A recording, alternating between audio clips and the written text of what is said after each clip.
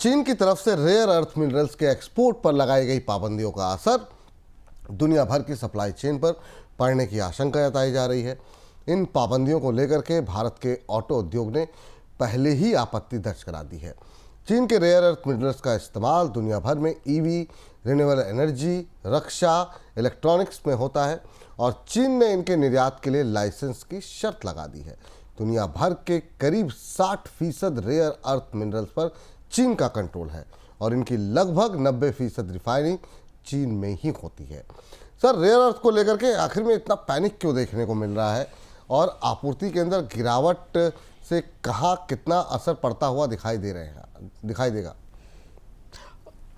विपुल जी, panic नहीं। आज पिछले 24 घंटे में अगर दुनिया के किसी भी देश में सबसे बड़ी चिंता है तो वो रेयर अर्थ को लेकर है। दुनिया के देशों ने, यूरोप में, अमेरिका ने भी कुछ हद तक, भारत ने अपने सारे डिप्लोमेटिक मिशंस को सारे लोगों को एक्टिव कर दिया है किसी तरह से कि वो चीन को इस बात के लिए समझाने की कोशिश करें कि वो रेयर अर्थ के निर्यात पर जो उसने रोक लगाई है, जो सख्ती की है, उसे सीमित करे और जो लाइसेंस की प्रक्रिया उसने तय की है उस लाइसेंस की प्रक्रिया में बदलाव करे।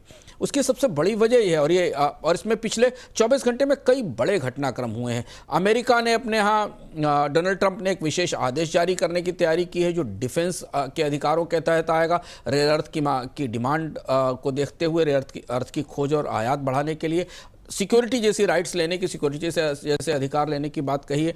दुनिया के अलग अलग देश अपने अपने यहाँ से रेयर अर्थ की रणनीतियाँ बना रहे हैं। क्यों इतनी बेचैनी है, हम डेटा पॉइंट में देखते हैं जिससे आपको समझ में आएगा कि जो रेयर अर्थ है इससे भारत में टाटा समूह और बजाज जैसी कंपनियों से लेकर फॉक्सवैगन और यूरोप की कंपनियां तक इतनी क्यों बेचैन है। चीन की निर्यात पाबंदियों से पूरी दुनिया पर असर पड़ रहा है। तो दुनिया में ईवी, रिन्यूएबल एनर्जी, रक्षा और इलेक्ट्रॉनिक्स उत्पादन पर बड़ी मार है। हर ईवी मोटर में करीब 550 ग्राम रेयर अर्थ मैग्नेट चाहिए। मिसाइलों में डिस्प्रोसियम और टर्बियम जरूरी है। चीन में निर्यात लाइसेंस में इस समय 45 दिन से ज़्यादा का समय लग रहा है। शिपमेंट रुके हैं। भारतीय कंपनियों के शिपमेंट भी चीन में फंसे हुए हैं।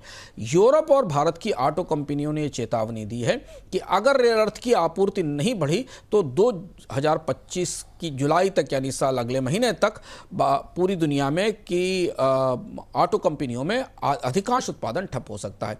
और यही वजह है कि आज पिछले 24 घंटे से डिप्लोमेटिक स्तर पर चीन को समझाने की तमाम कोशिशें चल रही हैं। इधर कीमतें देख लीजिए। डिस्प्रोसियम और नियोडीनियम मैग्नेट्स करीब 30% और 50% महंगे हो गए हैं। गैलियम और जर्मेनियम 45% और 72% पहले ही भी महंगे हो चुके हैं। ये वो 4 प्रमुख मिनरल्स हैं जिनकी पूरी दुनिया में मांग है और ऑटो कंपनियों के पास अब स्टॉक नहीं बचे। चीन ने फैसला किया था अमेरिका के 54% टैरिफ के जवाब में और ये माना जा रहा है कि चीन अगर सख्ती पर अड़ा रहा तो वो आगे बढ़कर ग्रेफाइट पर भी प्रतिबंध लगा सकता है जिसका असर हमें ऑटोमोबाइल उद्योग में बैटरियों पर पड़ेगा। अब अलग अलग देशों में चीन में अमेरिका के लिए सबसे बड़ी चुनौती ये है कि अमेरिका का जो सुरक्षा प्रक्रिया है, सुरक्षा और मिसाइल उद्योग है, उसके पास पर्याप्त रेयर अर्थ उपलब्ध नहीं है। टेस्ला की और जनरल मोटर्स की योजनाएं रुक गई हैं।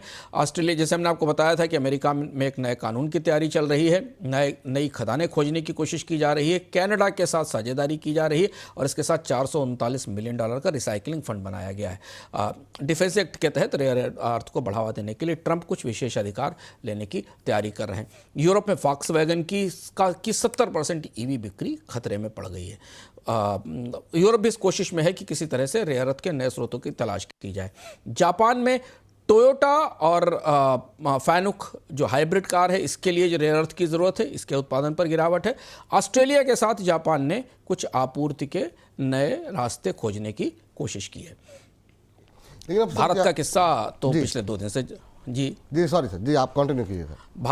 भारत की परिस्थिति और समझ लेते हैं, फिर हम आगे अगले सवाल पर चलते हैं। भारत में टाटा और महिंद्रा सबसे ज़्यादा प्रभावित हैं और इसका असर हमें बाजार में इनके स्टॉक्स पर भी दिखेगा। टाटा और महिंद्रा के पास के ईवी प्लांट रुक गए हैं। भारत में ब्रह्मोस मिसाइल के लिए चीनी टर्बियम पर निर्भरता है और अब ब्रह्मोस के नए ऑर्डर आने की संभावना है। टर्बियम उपलब्ध नहीं होगा। भारत वियतनाम और ब्राज़ील के साथ व्यवस्था कर रहा है।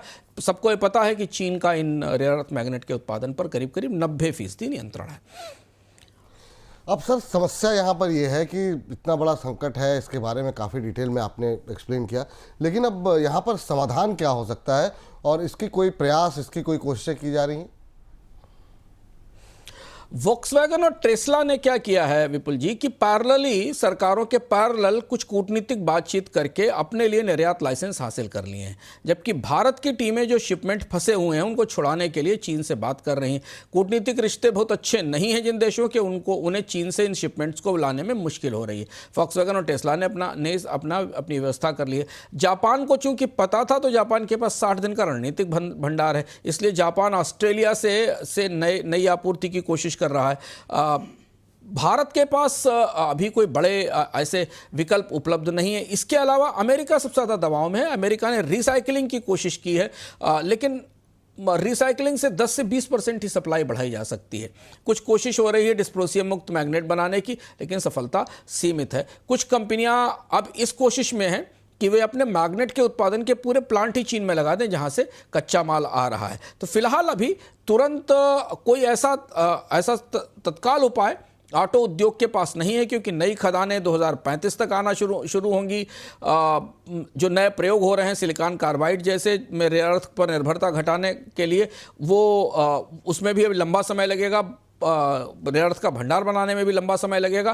तात्कालिक तौर पर तो यही स्थिति है, यही कोशिश की जा रही है कि किसी तरह से चीन को निर्यात की प्रक्रिया में जो सख्ती है उसे रोकने की कोशिश की जाए। और इस दृष्टि से अगले हफ्ते महत्वपूर्ण हो सकते हैं, क्योंकि शी जिनपिंग और डोनाल्ड ट्रंप की एक बैठक प्रस्तावित है, जैसा संकेत अमेरिका में व्हाइट हाउस से दिया जा रहा है। अगर वो बैठक होती है तो उसमें सबसे पहला मुद्दा रेयर अर्थ ही होगा, और अगर कोई बातचीत और सहमति बनती दिखाई देती है तो रेयर अर्थ की आपूर्ति सामान्य हो सकती है, नहीं तो ऑटो कंपनियों के लिए अगला 1 महीना बेहद मुश्किल भरा साबित होगा।